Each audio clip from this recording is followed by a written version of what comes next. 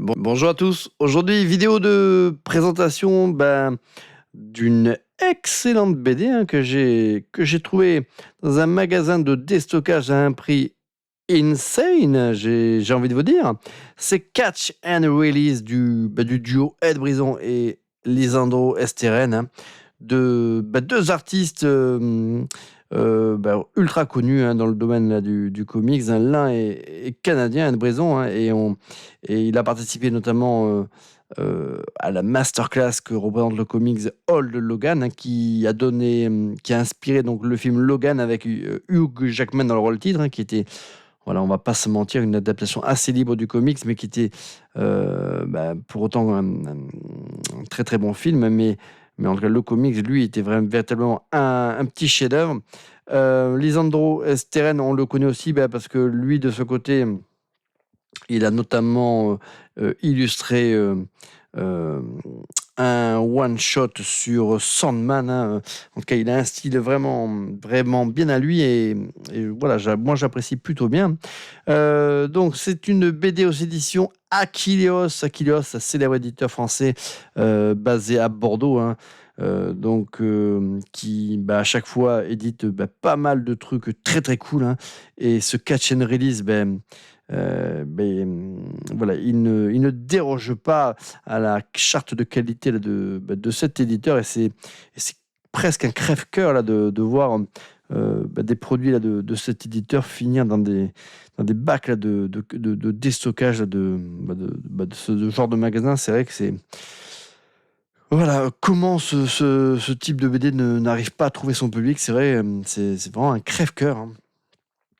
Donc, ce Catch and Release, c'est initialement un projet qui a été financé en financement participatif, hein. C'est une histoire voilà, qui tenait particulièrement à cœur à Ed Brison, hein, puisque c'est une histoire qu'il avait commencé à réfléchir en 2010, hein, à un moment où pas grand-chose n'allait dans sa vie, et du coup, ce genre de situation, on a tendance à ressasser pas mal d'idées noires, hein, et c'est quelque chose voilà, qu'il a finalisé finalement dans les années en 2020, hein, notamment avec le Covid, hein, où là aussi, il y avait pas mal de problématiques au niveau du monde du comics, hein, et de l'édition, hein, à cause notamment de la pandémie, hein, du confinement et du ralentissement de cette économie, hein, de divertissement.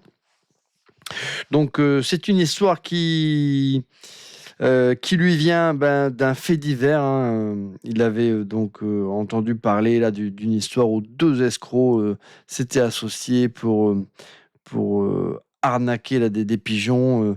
C'est-à-dire qu'ils vendaient un véhicule, mais quand les gens se présentaient sur le lieu de rendez-vous pour faire l'acquisition du véhicule, ils se faisaient détrousser, et les lascars, ils repartaient avec la bagnole et le fric, et puis ils faisaient ça en boucle. Donc, du coup, il a trouvé que c'était plutôt, voilà, plutôt original, hein, comme escroquerie, et on va dire que ça a été quelque part une sorte de son point de départ. Mais c'est aussi un livre qui est très très personnel, puisque il a beaucoup parlé de lui-même dans ce livre, et notamment de sa jeunesse à Halifax au Canada, hein. D'ailleurs, le livre, le dessinateur s'est beaucoup inspiré là, de photos de Halifax, hein, enfin, pour, euh, pour représenter, voilà, certains lieux iconiques de cette ville canadienne. Je crois que elle se situe en Nouvelle-Écosse, hein, je crois, il me semble. Donc, cette BD, c'est un polar, hein, qui donnerait d'ailleurs lieu à un excellent moyen métrage. Alors, peut-être pas un long métrage, parce qu'il n'y a pas assez de matière pour en faire un long métrage, mais en tout cas, ça ferait un super moyen métrage de 30-40 minutes, ça c'est clair. C'est une histoire qui est très très condensée. Donc, on suit essentiellement deux duos de potes, hein. Alors, ces deux duos ont en commun, ce sont des gens qui sont relativement fauchés, hein. Alors, d'un côté, on a le duo de futurs malfrats qui sont, on va dire, des malfrats qui se sont, on va dire, heu, allez, qui ont arrêté un petit peu toute leur magouille depuis un petit moment, qui se sont rangés, on va dire, qui sont rentrés dans leur rang. Malheureusement, rien ne leur a souri à l'un comme à l'autre et ils sont fauchés comme les blés. Un jour, il y en a un des 2 qui a l'opportunité là de voler un véhicule et beh, du coup, il le fait. C'est pas forcément quelque chose qu'il avait, prévu, mais il a cette opportunité de le faire, il le fait et beh, ce faisant, après, beh, il en parle à son pote et ils mettent au point, bah, ce stratagème, c'est-à-dire mettre en vente, ce véhicule, heu et mmh et puis après, voilà, donner un lieu de rendez-vous un petit peu isolé, pour la cession du véhicule et puis après, voilà, sous la menace, récupérer le blé et après, conserver le véhicule et puis, voilà, le remettre après à la vente derrière et puis arnaquer d'autres pigeons.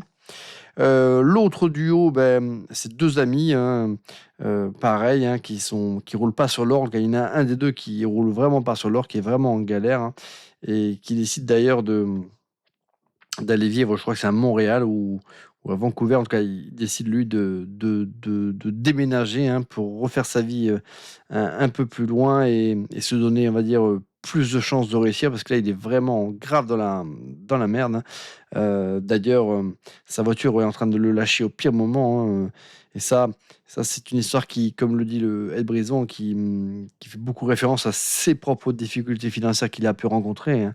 Et bah, ouais, voilà, quand on est en galère et ben, on a un véhicule, un peu pourrave qui tombe toujours en panne, qui nous coûte, un gouffre financier, mais on n'a pas forcément les moyens d'en acheter un, à un prix, plus élevé, mais du coup, on enchaîne toutes les tuiles et là, c'est ce qui se passe, hein, il est obligé, voilà, de vendre tous ses meubles, tous ses biens pour avoir un petit pécule lui permettant d'acheter un véhicule d'occasion, afin qu'il puisse se rendre dans son nouveau lieu de vie et se donner, l'espérance, voilà, d'un nouveau départ. Et c'est comme ça qu'il tombe sur cette annonce-là où il voit un véhicule, une Subaru là qui a l'air d'être, dans un super état et à un prix, plutôt honnête. Donc, avec son pote, ils vont sur le lieu de rendez-vous, heu, afin de voir ce qu'il en retourne et puis afin de se procurer là le blé. Sur l'annonce, il est indiqué que, voilà, que le règlement se ferait en cash uniquement, hein. Bon, eux, ils décident, d'y aller avec, un chèque de banque. Mais malheureusement, les choses, vont partir un petit peu en vrille puisque quand nos 2 amis arrivent sur le lieu de rendez-vous, hem et que les 2 autres compères, ont connaissance qu'ils ne se sont pas présentés avec de l'espèce, mais avec un chèque de banque. On va dire, c'est tout leur scénario d'escroquerie là qui est en train de s'écrouler. D'autant que l'ami là de on va dire du personnage qui envisage d'acheter le véhicule, lui, il est en train de se douter que quelque chose qui semble pas net avec ces 2 lascars et du coup, il y a une nervosité, il y a une tension qui très, très vite s'installe lors, de ce rendez-vous, hein et à un moment donné, ça part complètement en vrille, hein et je vais pas vous dire la suite, les amis, parce que sinon je vais vous gâcher le plaisir, mais voilà, j'ai trouvé que le scénario, il était simple, mais il était brillant. Voilà, Ed Brisson, il a cette qualité, c'est toujours de camper des personnages qui sont, plus vrais, plus vivants que nature. Les personnages ont des réactions ultra réalistes. Les 2 duos ont, à la base, pas forcément des intentions, ultra mauvaises. Alors certes, les 2 là qui veulent faire leur arnaque, bon, c'est vrai que c'est pas très, très cool, mais ils ont pas dans l'idée à la base, de faire du mal, mais il va y avoir un événement qui va faire que ça va partir complètement en vrille et après il va y avoir une escalade, hein mais ce qui est bien, c'est que par contre, dans le final de cette BD que je ne vais pas dévoiler, il y a un re il y a un retournement de situation du coup, qui est hyper juste et qui sonne hyper vrai et qui tranche avec, ce qu'on aurait pu imaginer, en fait. On va dire que quand on lit la BD, qu'on voit les événements partir complètement en couille, on se dit: «Bon, ça va, voilà, mal, très, très mal se terminer. Il va y avoir, un point de non-retour» et alors d'une certaine manière, c'est un peu ce qui va se passer, mais d'un autre côté, il y a aussi voilà, des comportements de personnages qui vont faire que, eh ben, voilà, qu'on peut s'identifier à eux et qui paraissent aussi plus logiques par rapport, voilà, à la vraie vie, dans notre vrai univers où les gens sont pas, tout noirs ou tout blancs. Donc j'ai trouvé que c'était, voilà, une très, très bonne surprise. Donc c'est vraiment une petite BD. Voilà, c'est une histoire que vous allez lire en voilà, franchement, je l'ai poncé en, je sais pas, en une demi-heure peut-être, même pas. Hem, mais franchement, c'était très, très cool. Les dessins, bon, bah, c'est du crayonné, mais c'est, hyper beau, hein. Bah, c'est très, très, très joli. Il y a énormément là de dégradés là, de gris, enfin, voilà, c'est le genre de BD qui, même si elle est en noir et blanc, quand on la lit, hein, on a vraiment l'impression de ressentir la couleur, hein, derrière tous ces noirs et blancs. Il y a vraiment un vrai travail artistique, dans chaque case, dans chaque planche, hein. D'ailleurs, voilà, Ed Brisson, il a vraiment ce style très, voilà, très, très cinématographique et du coup, dans son écriture et qui convient parfaitement d'ailleurs à son compère au dessin. Franchement, on dirait quasiment un storyboard, voilà, de film, hein. Cette BD, franchement, il manque pas enfin, là, il y a tout pour quasiment une adaptation littérale, hein, et ça ferait encore une fois, un court métrage, vraiment très, très cool. Et puis sans que ça requiert un budget de ouf, hein. Donc voilà. C'est vrai que c'est dommage, ça serait très souvent, on a l'impression d'avoir toujours des histoires un petit peu ressucées, en permanence, à la télé ou au cinéma et quand on voit ce que parfois certains comics en one shot nous proposent, ben, on se dit: «Mais punaise, mais ouais, qu'attendent là les producteurs, bah, pour donner un petit peu d'argent, à des voilà, à des metteurs en scène qui pourraient, voilà, reprendre ces scénarios et en faire voilà, des adaptations très, très cool. Donc ben, voilà, si vous avez un magasin de déstockage de Nose dans votre périmètre, hein, je vous recommande d'aller jeter un coup d'œil. Ils ont reçu, bah, pas mal, comme ça là de produits, notamment, bah, de chez Akileos, hein, et notamment, bah, cette BD très, très cool, hein, avec, voilà, des dessins, voilà, voilà, ultra, ultra sympa, hein, et d'ailleurs, voilà, Lisandro a énormément travaillé sur des photos de Halifax et enfin, voilà, ce qu'il souhaitait, c'est que, bah, pour les gens même qui connaissent, le secteur, qui puissent véritablement voilà, comment dire? S'identifier, hein. Donc franchement, bah, une très, très bonne surprise, hein, cette BD. L'un des personnages, bah, voilà, l'ami là de celui qui va se faire arnaquer, hein, bah, lui en tout cas, c'est, son design, hein, son apparence, elle a été inspirée, bah, par un donateur qui avait participé à une opération caritative, hein, qu'avait lancé comme ça, Ed Brisson, donc bah, pour le remercier, il lui avait promis qu'il figurerait, bah, dans un de ses prochains, recueils, hein, et il a tenu parole, hein, et bon, malheureusement, il a pas le rôle, le plus heureux, hein, de cette histoire. Donc la BD est chapitrée. Alors je vais pas tout vous faire défiler, sinon je vais vous enlever tout le plaisir de la découverte. Mais donc c'est chapitré. Les premiers chapitres se passent, quelques jours avant la rencontre. Enfin, le premier chapitre, c'est le moment de la rencontre entre les deux duos. Puis après, par la suite, il y a des chapitres qui se passent avant la rencontre fatidique.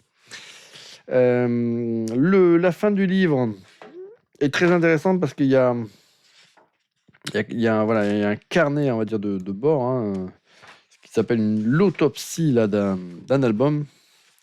Et donc, il y a pas mal d'informations intéressantes là, du dessinateur et du scénariste sur la conception là, de ce livre, les travaux préparatoires et tout. Donc ça, c'est très très cool. Je crois que la BD d'origine, elle est vendue au prix de 15 €. Hein, donc chez Noz, vous l'avez à un prix défiant toute concurrence. Normalement, voilà, si vous avez un Noz près de chez vous, vous devriez en trouver. Hein. Donc écoutez, moi je vous recommande. Hein, j'ai trouvé que voilà, pour une petite histoire, c'était hyper sympa. J'ai adoré encore une fois l'évolution psychologique des personnages et notamment du duo là, de malfrats, hein, qui sont, même si leurs intentions sont pas ouf, hein, j'ai trouvé que leur comportement était, face à la situation, était hyper réaliste, et j'ai trouvé qu'il y avait voilà, une humanité aussi qui se dégageait des personnages, hein, ce qui fait que finalement, dans cette histoire, je dirais presque qu'il y a finalement 4 victimes, hein, voilà, 4 victimes d'une société où ils sont chacun, on va dire, entre guillemets, confrontés, à la pauvreté, et ça les amène, à envisager ce type de solution pour se sortir de la merde, mais ce faisant, les choses vont de mal en pis. Mais en tout cas, voilà, un gros coup de cœur pour cette petite BD avec une fin, voilà, pas très positive, mais du coup très très juste. Et voilà. Écoutez, les amis, si vous aimez ce type de BD, foncez chez Noz, procurez-vous votre exemplaire de Catch and Release. Hein. Je crois que le nom d'origine qu'avait envisagé Ed Brisson, c'était